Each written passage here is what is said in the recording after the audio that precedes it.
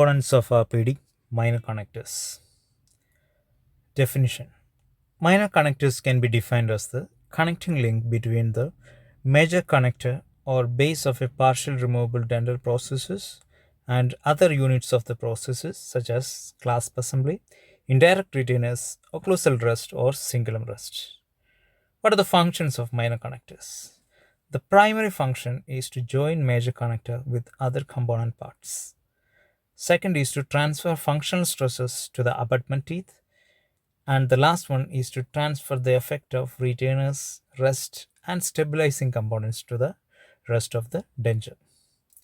What are the requirements of the minor connector? These should be rigid.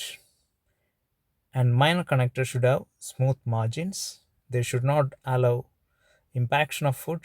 They should not compress the soft tissue. And they must be self-cleansing. What are the types of minor connectors?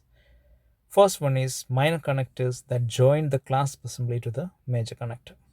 Second is the minor connector that join the indirect retainer or auxiliary rest to the major connector. Third one is the minor connector that join the denture base to the major connector. And the last one is the minor connector that serve as an approach arm for the vertical projection or bar type clasp. First one is the minor connector that join the clasp assembly to the major connector. These are located interdentally. They should be rigid as they support the active component of the partial denture, that is the retentive clasp, and also the component which prevents vertical tissue weight movement, that is the occlusal rest. And these minor connectors should have sufficient bulk to ensure rigidity. Second is the minor connector that joins indirect retainers or auxiliary rest to the major connector. These should form a right angle with the major connector and they lie in the embrasure between the teeth. Third is the minor connectors that join the denture base to the major connector. They are of three types. First is the lattice work construction, second is the mesh construction, and the third one is bead wire or nail head minor connector. First one, that is the open lattice work construction. It consists of two struts of metal extending longitudinally along the edentulous ridge. In the mandibular arch, one strut should be positioned buccal to the crest of the ridge and the other lingual to the ridge crest.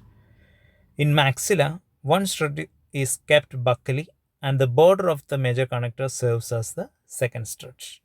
Smaller struts run along the crest of the ridge connecting these longitudinal struts. Generally, one cross strut is placed between each of the teeth to be replaced. Longitudinal strut on crest of the ridge should be avoided as it interferes with the placement of the artificial teeth. Latticework minor connector can be used when multiple teeth are to be replaced.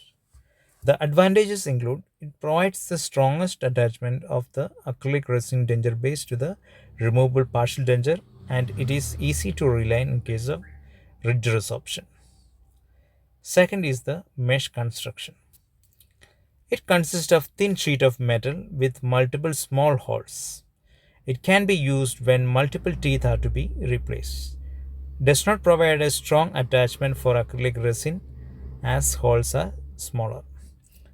Third one is the bead wire or nail head retention minor connector. It is used with a metal denture base. Retention of the acrylic resin is obtained by projection of metal on its surface.